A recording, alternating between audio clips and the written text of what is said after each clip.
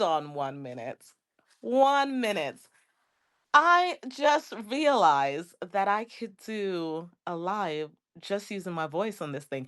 It's interesting. I'm laying here and I'm like, oh my gosh, I really want to go live on Substack, but I don't want to be on my video. First of all, I'm in bed and it's after 10 and I'm kind of starving. So I want to get up and go eat, but I've already brushed my teeth. It's a whole dilemma.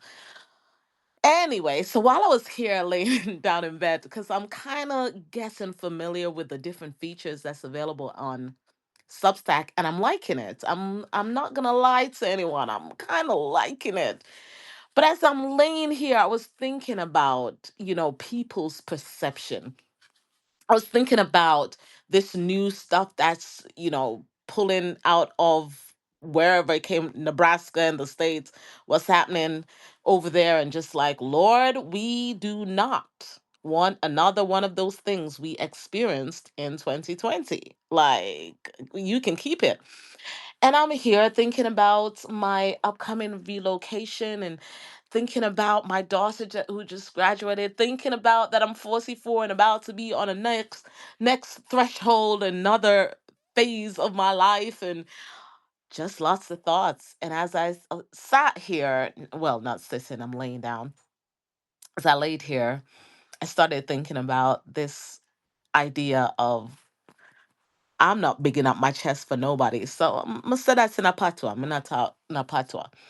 So that really means for me, I am not going to go out here and be performative. I'm not going to try and be somebody I am not.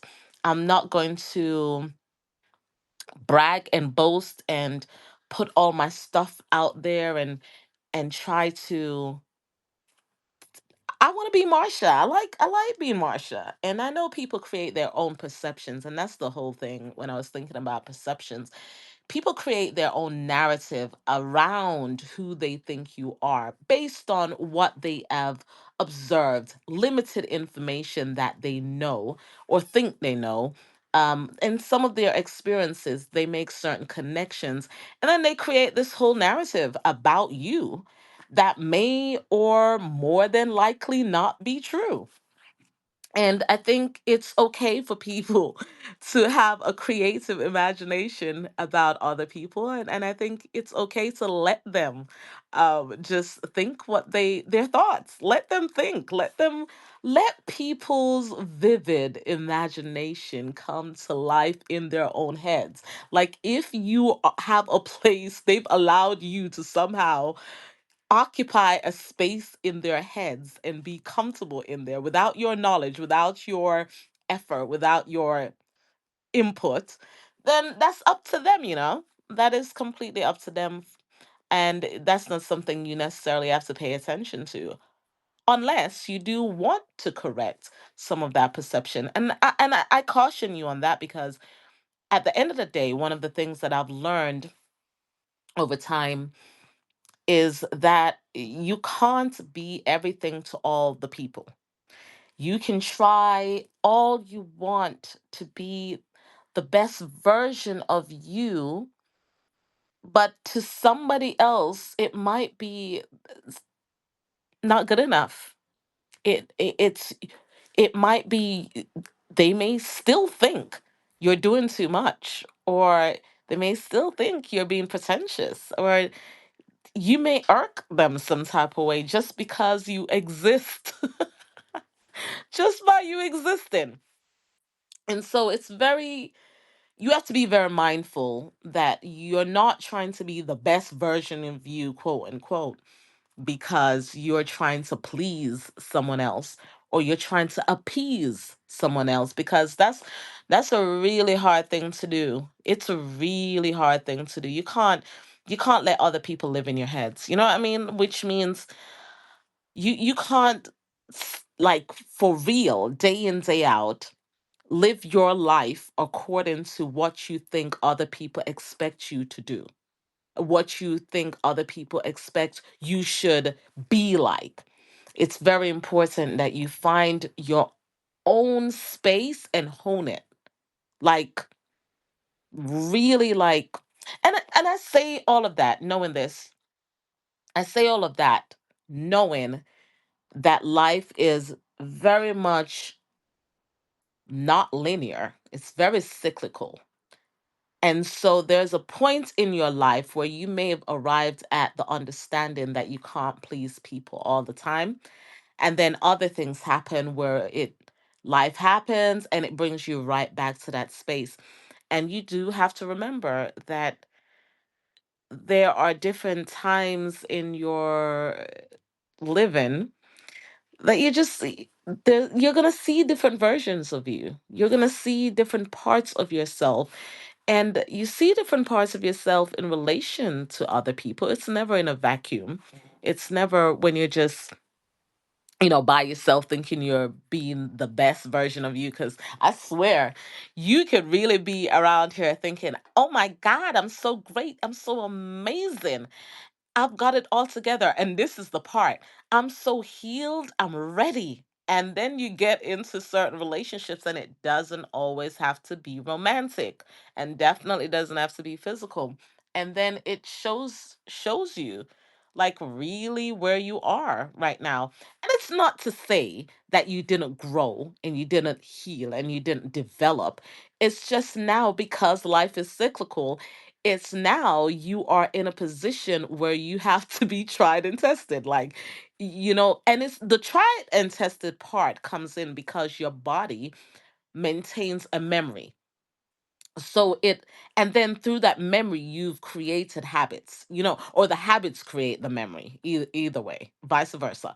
And it creates that memory, and in so you may react to certain situations, to certain people talking, um to certain experiences and sensations in a way that you've done in times past, but you've already graduated from that way of reacting. But your body doesn't know that yet.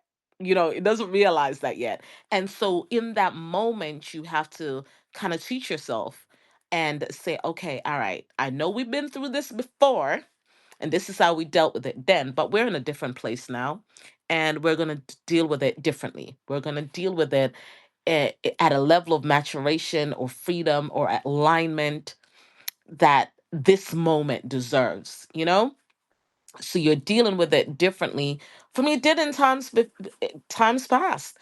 And so sometimes, we get caught up and even distracted when we are in situations that we faced before, and we're thinking, oh my gosh, I thought I grew and I didn't grow. Or I thought I was healed, but actually, no. No, you grew and you healed, but you're just in a position where your body remembers. And it's rehashing what it's already rehearsed for so many years or so many opportunities before. So, ooh, that was good. Let me say that again. So it's rehashing what it's rehearsed, what it's done in times past. And it's just doing it out of default. Just doing it on autopilot. And until you intentionally pause and say, hey, I don't do things like that anymore. Yeah, but that just brings me back to, the idea of just be mindful that you're not living your life based on what you think other people think you should do. Because sometimes, honestly, them people ain't even thinking about you.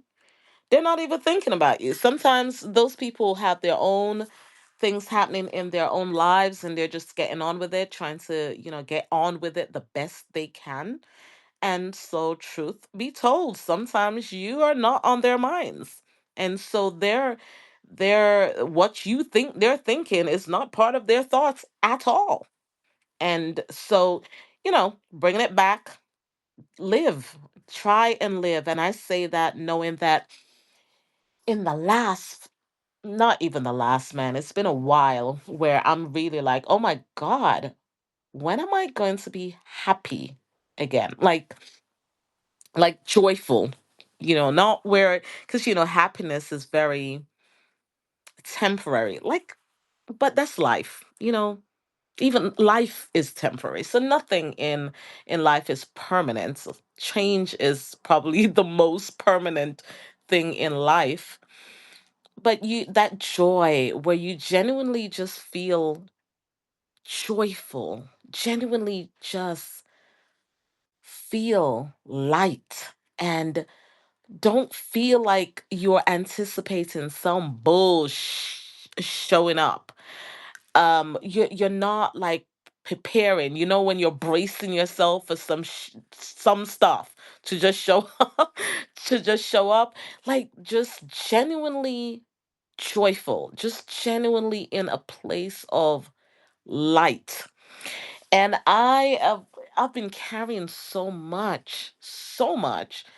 And it's tough because sometimes I think about the people that should know that I'm carrying a lot and should be able to carry it with me or help me carry it.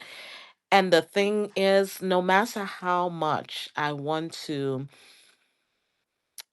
create this dream connection, you watch TV or you even watch other people and you see them have relationships that you don't have, and you yearn for it and you want it and you desire it. No matter how much my imagination will create that in my head, the reality is that's not what I have. So I have to work with what I have. What I do have is an amazing child that is now an adult, actually, ladies and gentlemen. Good Lord. But she's only an adult by the people's, the law, that number. But she still and forever will be my child. But yeah, she's venturing into this new phase of her life that I'm grateful that I'm here to help guide her and navigate her through it. But she's gonna do a lot of that by herself. She's an awesome kid, and I have her. Like, and we talk about not taking possession or trying to be possessive of your children, because even though you gave birth to them, they don't belong to you, because they really don't. Again, everything is temporary. So, there's a period of time where she's going to have to like venture out on her own. Oh, Lord. I don't know. I'm not ready. I'm not ready for that. So we got a few more years before I'm ready for that. But we're slowly and surely giving her more and more independence, because that's necessary for her to have a healthy adulthood. But yeah, that's who I have.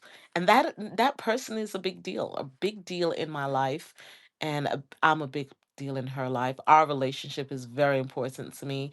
um that I did not have that mother daughter relationship with my own mother that I have with my daughter. And as much as I could wish for that to have been the case, who can't turn back time? Me, I can't turn back time.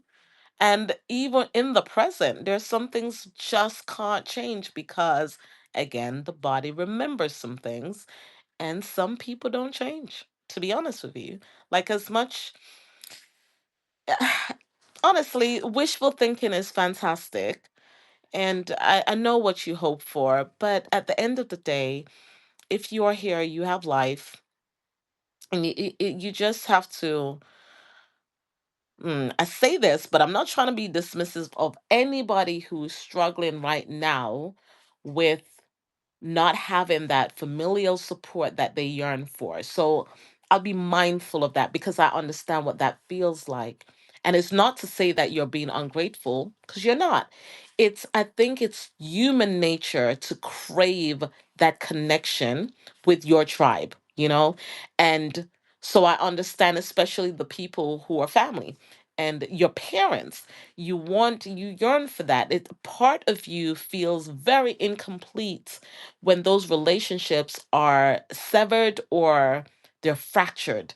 There's something about you that's definitely there's a void there. There's a level of incompletion that, even though you are navigating life and doing life, and you might be doing the best in life without those people being involved, because some of those people need to not be in your life, and you might be doing great, but there is still a part of us that yearns for that completion.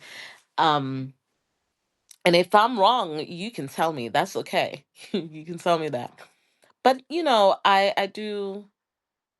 I do wish, and I've always wished for that it was different with my family, but it's not. And the interesting thing is that your family is foundational. They help narrate, narrate, yeah, narrate. That just sounds really weird. Wait. Yeah, that's the word. They, they some most of the time really kind of create the story that sets you up for other relationships. Platonic, romantic, business, financial, just the way you deal with all kinds of stuff. You will be, I mean, we know this. If we really reflect on our lives and reflect on our relationships and how we interact with other people, how we interact with finances, how we interact with joy, how we interact with taking risk, how we just travel through life. A lot of that we will see really goes back to our foundation. And the foundation is family, and that's just the way it's set up. But at some point, we have to say it is what it is, and it is what it is. You know, you can't, well, you can fixate on what could have been, um, but it's not going to change anything, you know? The only thing it can change is you making a decision that you will create the family and the friendships and the relationships and develop new ways of interacting with things that your family struggled with, like finances, or they may have had substance abuses and things like that. And you have to make a decision for yourself that you're going to do something differently and create the life that you want to live. And I know that sounds cliche. It's if we say it, so it kind of, when the things become cliche, it's like you say it and the whole essence of it is missing. But I want you to hear that again. You have the opportunity to create the life that you want to live, right? You have the opportunity. And I say that again, not minimizing anyone in any position right now who struggles with so many different things that make life difficult right now, where you cannot see how you're going to get out of this gray place, where you cannot see how joy is going to come back to you. You can't see how you can maintain a healthy relationship. You can't see how you can get in physical shape again, emotional or spiritual shape again, where you are just struggling to see beyond the difficulties and the challenges that seem to be stacking up and stacking up and stacking up against you. I get it. I understand it. And I've been through it, and I'm still moving through it, because that's the thing with life. Like, no matter how people present to you, everyone is dealing with something, and you don't necessarily know what stage you're meeting a person. So I've been through the things that I talk about, and just one of the things I will say that has helped me and is still helping me is really just putting one foot in front of the other. Like, honestly, it sounds so simple, but just doing the next best thing that will help you to get where you're going. Like, you may not even know entirely what the next phase of your life is going to look like. Some people talk as if they do. They sound like the creators. No, they sound like a painter who has already painted the whole picture. So before they even started and picked up the brush, they sound like they've already painted this whole picture and they know what it looks like. And some people are very good at creating those images in their head. So, not taking away anything from anybody. But for me, I'm using a lot of filler words today.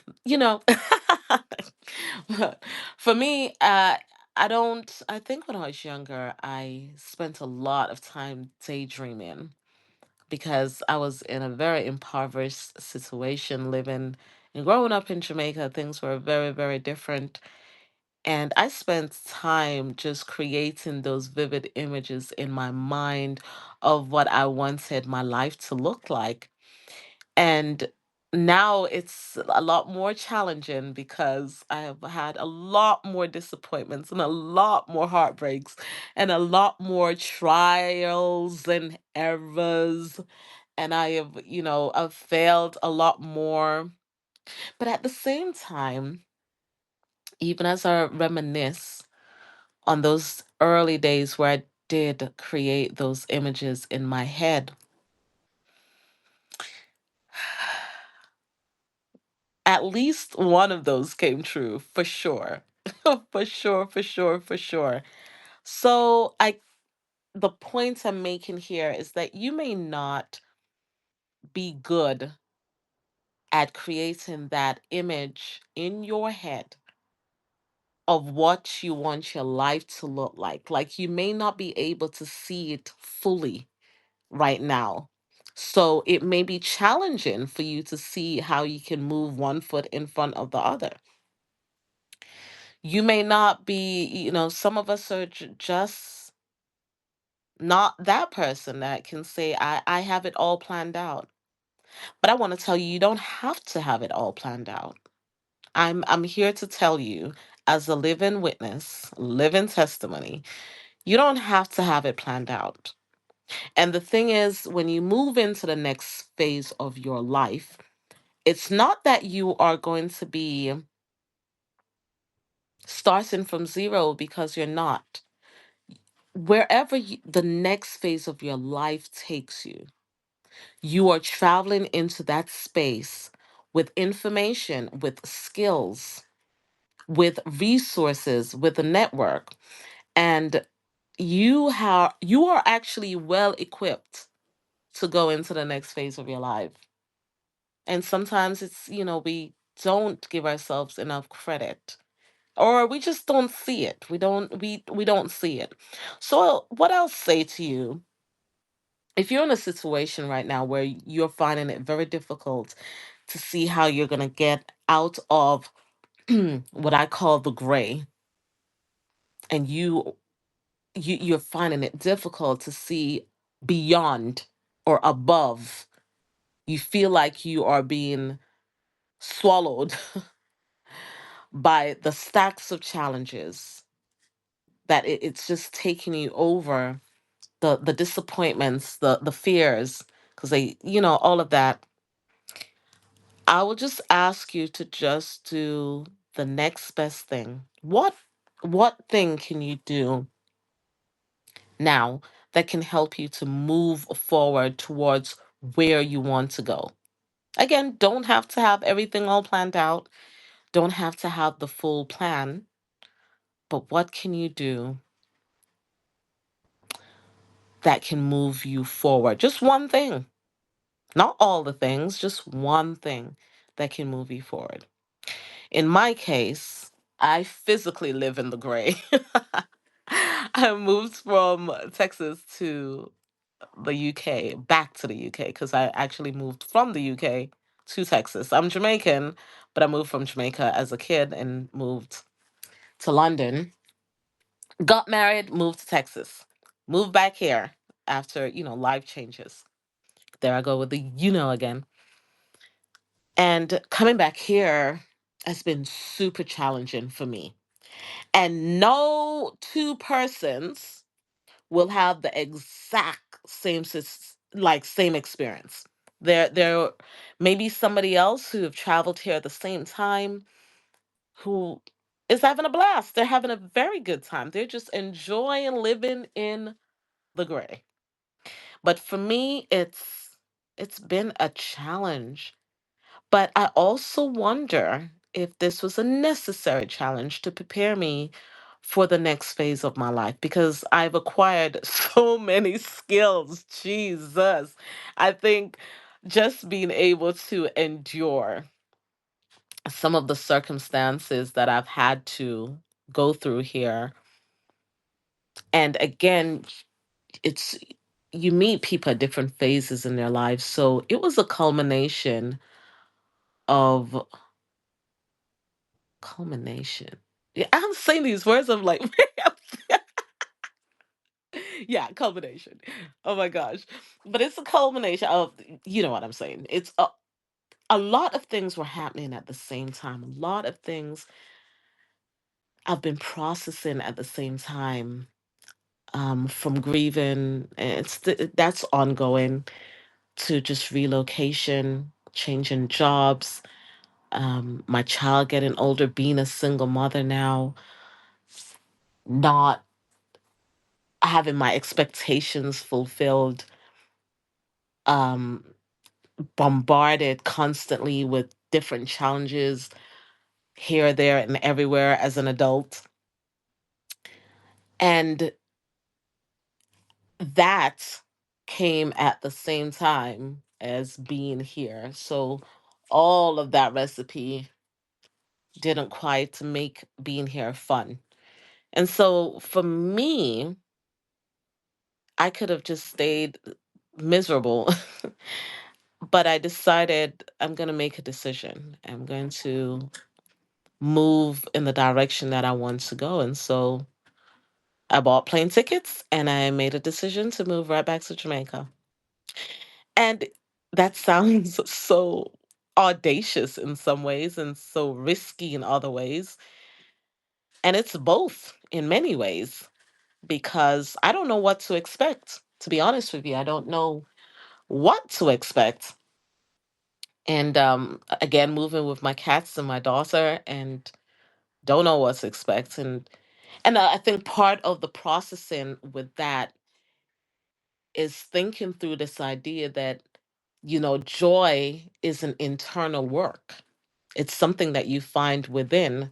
So you can move here, there, and everywhere. But if you don't have it inside of you, then you may just be miserable wherever you go. But on the flip side of that, I do know that your environment influence the inner work as well. So the sunshine and beach, good food and good music and good people change how you feel about yourself too. So we can't neglect that part, right? The human experience is not to be done or lived or developed in a vacuum. That's not how we do things. Our environment affects us. It influences us. It changes our internal story and how we feel about ourselves.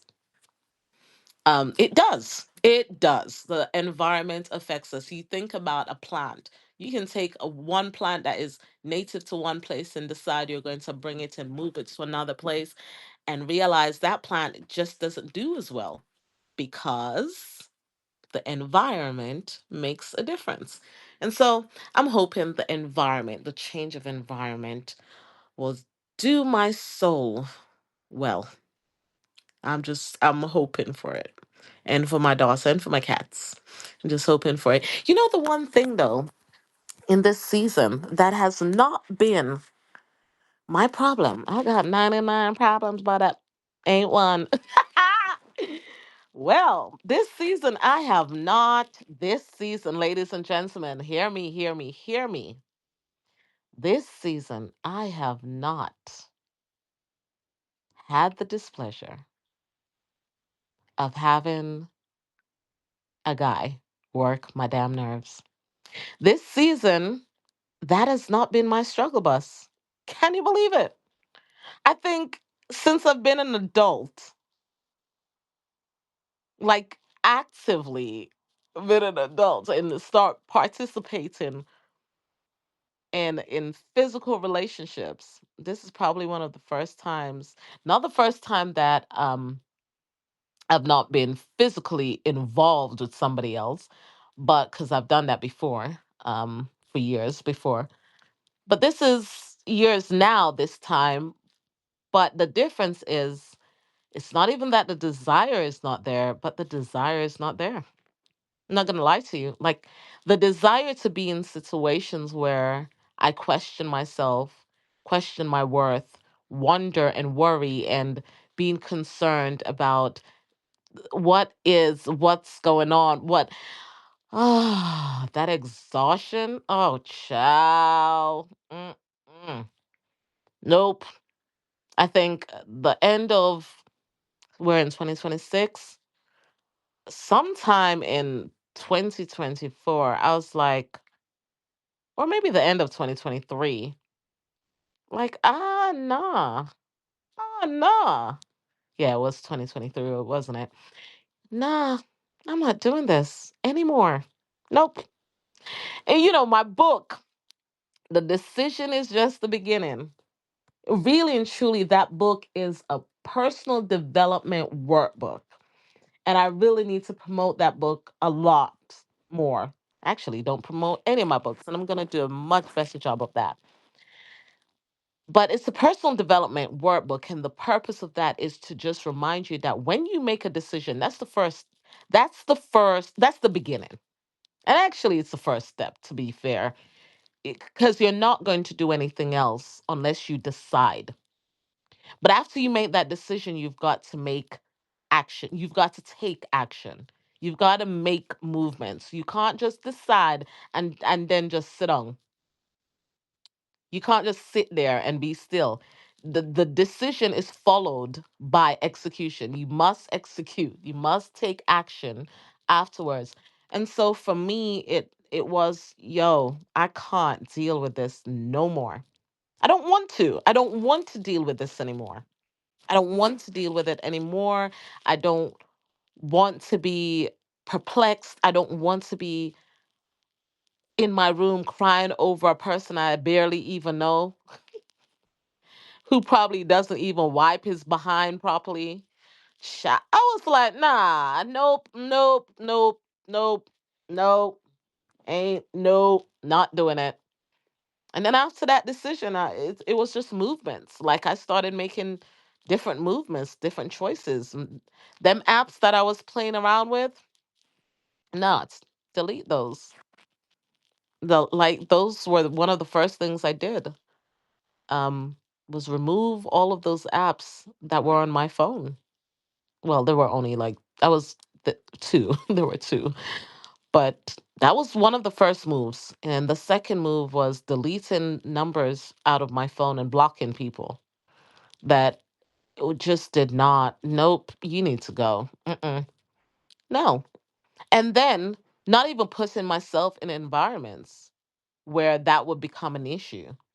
So now it's at a point, and now, of course, like I said, life is cyclical. So I do expect that with this relocation, that I will be in places that I will meet people that I want to engage with, right? So I'm preparing myself for that and also preparing my body because, again, body holds the memories and it keeps the score. And so I am fully aware that going into new environments where I will be exposed to new people, new energy, new vibes, I'm still going to have to maintain some of the decisions that I've made, because sometimes you make decisions and then you get in certain spaces around certain people, and all of a sudden you act like you forgot the decision you made and the reason you made that decision.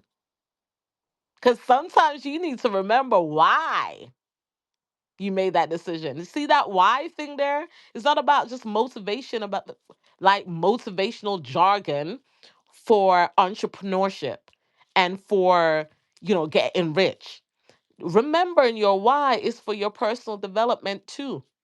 And your personal growth, your personal healing, your personal inner success.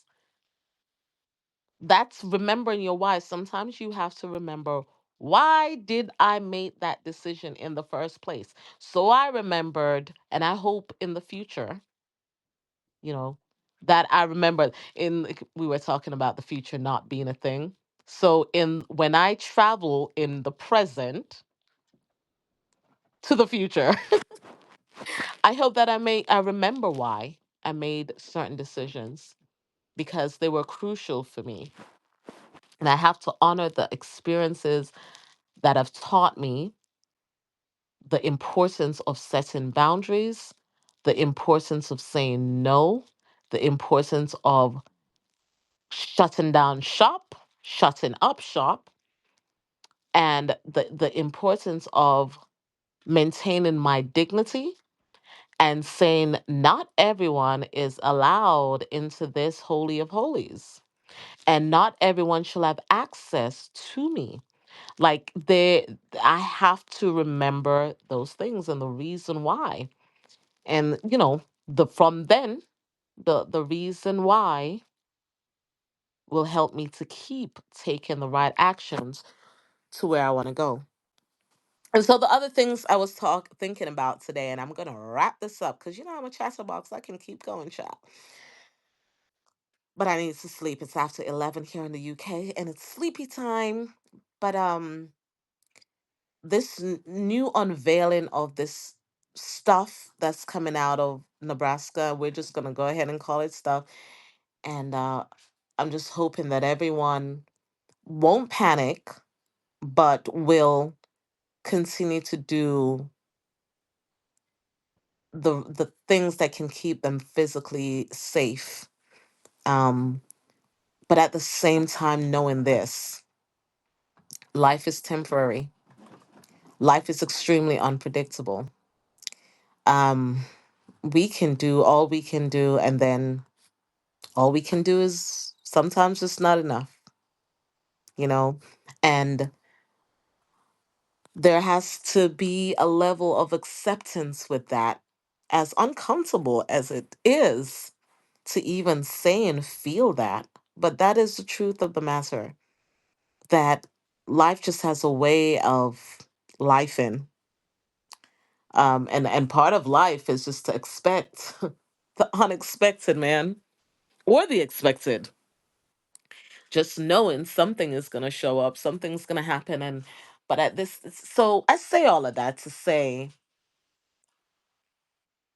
as we travel through life, let's try to travel light, which means try to unburden yourself from worrying about what could happen, what should happen, what would happen.